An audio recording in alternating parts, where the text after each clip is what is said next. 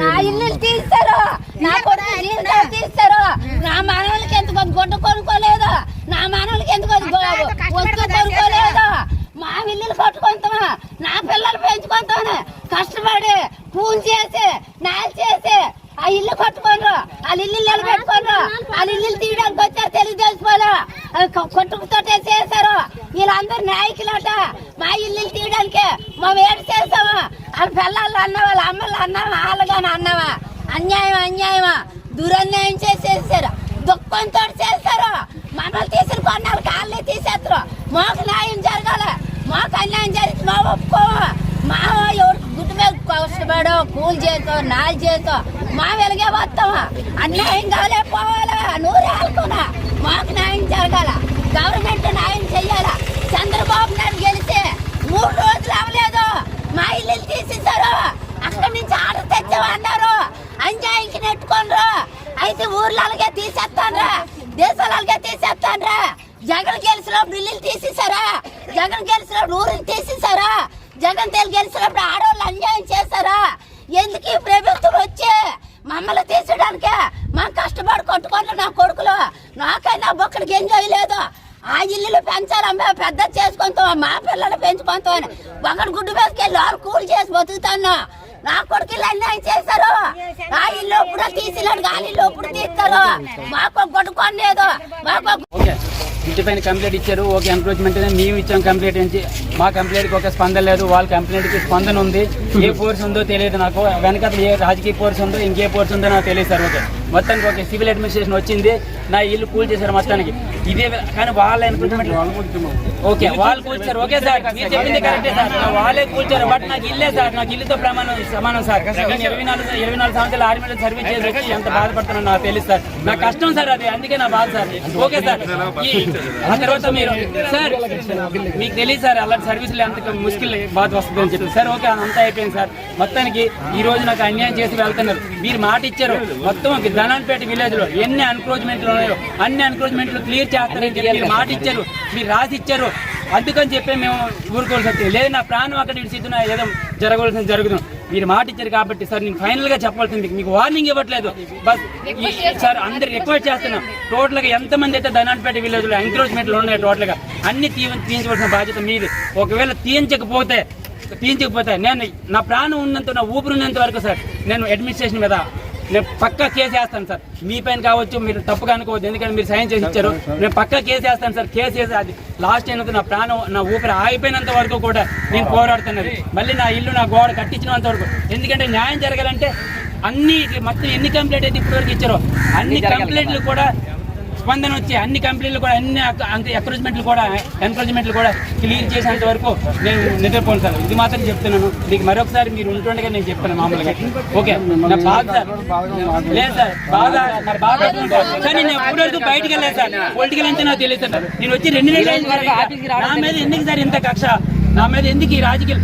Okay sir నా మీద ఎందుకు ఈ రాజకీయాలు. అయితే గవర్నమెంట్ గెలిచిందని చెప్పి, గవర్నమెంట్ పైన ఉందని చెప్పి గవర్నమెంట్ ఈ విధంగా ప్రయత్నం చేస్తుంది. గవర్నమెంట్ నాయకులు అందరూ కలిపి టీడీపీ మొత్తానికి కూటమి నాయకులు అందరూ కలిపి ఈ విధంగా చేస్తున్నారు కదా. అదే వైఎస్ఆర్ గవర్నమెంట్ ఉండేటప్పుడు వైఎస్ఆర్ ప్రభుత్వం ఎవరికైనా అన్యాయం చేసిందా సార్? ఎక్కడైనా సరే తీసింది సార్. ఒక్క నిమిషం ఆగండి సార్. ఎవరినైనా ఇబ్బంది పెట్టిందా సార్?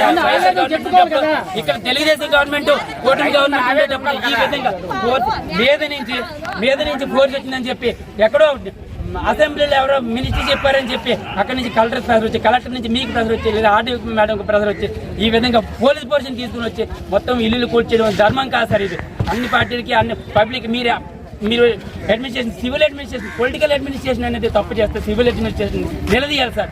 సివిల్ అడ్మినిస్ట్రేషన్ కూడా పొలిటికల్ అడ్మినిస్ట్రేషన్. నా పేరు వెంకనాయుడు సార్, నాది ధనాన్పేట విలేజ్, నెల్లిమర్ల గ్రామం, నెల్లిమర్ల మండలం సార్. సార్ నేను ఆర్మీలో 24 సంవత్సరాలు సర్వీస్ చేసి కష్టపడి కట్టుకున్న నా ఇల్లు సార్, నా కళ సార్. నా కళని ఈరోజు అందరూ అపోజిషన్ పార్టీ మీద వరకు ఎంత బలం ఉందో నాకు తెలియదు సార్.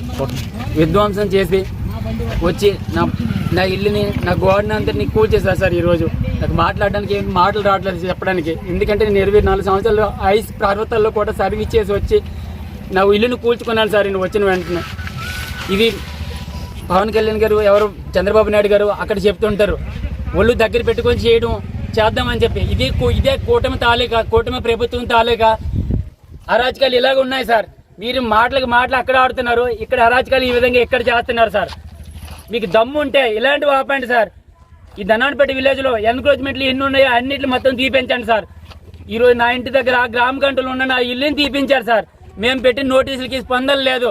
వాళ్ళు ఒక నోటీస్ పెడితే నోటీసుతో మొత్తానికి ఆ నోటీస్తో ఇంటికి వచ్చి మొత్తం ఇల్లు గోడలు అన్నీ కూల్చేశారు సార్. కానీ మేము 3 నోటీసులు పెడితే 3 నోటీసులు ఒక్క నోటీసుకి కూడా 7 అగ్రిమెంట్ 7 ఉంటుంది, 6 ఉంటుంది సార్. ఆ 2 నోటీసులు కూడా ఇవ్వకన్నా వాళ్ళకి ఈ రోజు వరకు వాళ్ళకి ఏమీ ఎఫెక్ట్ లేదు. ఇంచుమించు మేము పెట్టిన ఒక 15 వరకు ఈ సర్వే నెంబర్లతో పాటు అంతా మేము ఎంఆర్ఓ గారికి, ఆర్డీఓ గారికి, కలెక్టర్ వరకు వెళ్ళాయి సార్ ఇవన్నీ. కానీ కలెక్టర్ వరకు తెలిసిన తర్వాత కూడా వాళ్ళపైన ఏమీ స్పందన లేదు. మా పైన మాత్రమే ఎందుకు సార్ ఇంత స్పందన? మేము ఏం చేసాం సార్? 24 సంవత్సరాలు కష్టపడి వచ్చింది. నేను ఈ రోజు వరకు రాజకీయంలోకి వెళ్ళడం తెలియదు సార్. బయట ఎక్కడ ఎవరితో గొడవ చేసుకోవడం తెలియదు సార్. ఎంత కక్ష సాధించి వేరే వాళ్ళు ఎవరి మీద తీసుకోవచ్చు కదా సార్, నా మీద ఎందుకు సార్ తీసుకుంటారు? నాకు కల సార్ 24 సంవత్సరాల్లో కట్టిన ఆ ఇంటిని నేను ఎలా బాధపడుతున్నా తెలియాలి సార్ మీకు అందరికీ. అక్కడో మాట ఎక్కడో మాట ఆడే మా పద్ధతి కాదు సార్ మాది. ఇక్కడ ధనాన్పేటలో గేదెల రాజారావు అని ఆయన ఉన్నారు సార్. ఆయన మొత్తం కుట్ర పైన మొత్తానికి ఎలాగైనా సరే ఆయన సర్పంచ్కి ఓటు వేయలేదు. అప్పటి నుంచి కక్ష పెట్టుకొని అతని మీద 1,30 లక్షల వరకు ఆయన ఫైన్ కూడా వేశారు, మైనింగ్ కేసు. అలాంటి వాళ్ళని వదిలేసి నాలాంటి వాళ్ళ మీద నేనేం చేశాను సార్? దేశానికి సేవ చేసి రావడం తప్ప సార్ ఇది. అలా కాకుండా ఇంకా ఎన్క్రోచ్మెంట్లకి ధనంపేట విలేజ్లో టోటల్గా చాలా ఎన్క్రోచ్మెంట్లు చేశారు వాళ్ళందరూ కలిపి. పూర్వం భూములన్నీ మొత్తం ఉన్నాయి వాళ్ళ దగ్గర. అలాంటి పూర్వం తాలూకా భూముల తాలూకా అన్నీ ఉన్నప్పటికీ కూడా వాళ్ళ మీద ఏమీ స్పందన లేకుండా ఈరోజు వాళ్ళ గవర్నమెంట్ వచ్చిందని చెప్పి, కూటమి గవర్నమెంట్ వచ్చిందని చెప్పి నా మీద కక్ష తీసుకోవడానికి, నేనేదో వాళ్ళకి ఆ రోజు ఓటు వేయలేదని చెప్పి కక్ష తీసుకోవడానికి నేను, మా తమ్ముడి ఇల్లు, నా ఇల్లు, మా తమ్ముడి భార్య కూడా, నా భార్య కూడా ఈ కూల్ చేయడం ఇది ఎంతవరకు సమంజసం సార్? చేయండి సార్, చెప్పండి సార్. సార్ పవన్ కళ్యాణ్ గారు డిప్యూటీ చీఫ్ మినిస్టర్, అక్కడ మాట్లాడడం కాదు న్యాయం కోసం. మహిళలకు న్యాయం చేస్తాను, పబ్లిక్ కి న్యాయం చేస్తాను. నేను ఇలాంటి మాటలన్నీ విని ప్రజలు, నీకు ఆంధ్రప్రదేశ్ ప్రజలందరూ నీకు ఓటు వేశారు. ఆ ఓటుని వినియోగించుకుని, ఆ పవర్ని వినియోగించుకుని నీకు కానీ దమ్ముంటే నువ్వు చెయ్యి. ఏదైనా సరే చేయాలనుకుంటే మంచిగా చెయ్యి, అంతే తప్ప ఈ విధంగా చేయకు. అదేవిధంగా చంద్రబాబు నాయుడు గారు కూడా నేను చెప్తున్నాను, వార్నింగ్ ఇచ్చి చెప్తున్నాను. ఇలాంటి రాజకీయాలు, ఇలాంటి పద్ధతులు చేసి మీరు చీఫ్ మినిస్టర్ అయిపోవడం, చీఫ్ మినిస్టర్ అయిన తర్వాత ఈ విధంగా బాధ పెట్టడం, సామాన్య ప్రజానికాన్ని బాధ పెట్టడం, ఇది ఎంతవరకు సమంజసం? చూడండి, మీరే చూడండి, కళ్ళతో చూడండి. ఓకే, నా సర్వీస్కి నేను ఎంత కష్టపడి బయట భారతదేశం కోసం, దేశం కోసం 24 సంవత్సరాలు సర్వీస్ చేసి వచ్చాను. ఓకే, అలాంటిది ఈ విధంగా నాకు చేసేది? सर राष्ट्रपति द्रौपदी मुर्मू जी आपको भी नमस्कार।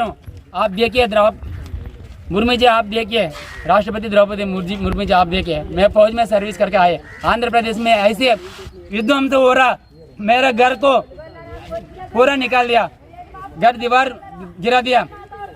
ये ग्राम कंट है, अगर एनक्रोचमेंट होने से ओके, एनक्रोचमेंट वाला बहुत लोग हैं मेरे गांव में, उन लोग के लिए छोड़ दिया, उनको कम से कम 10-15 बंदा है, लेकिन अभी पॉलिटिकल पावर है अभी, इसलिए अपना वो एगेनिस्ट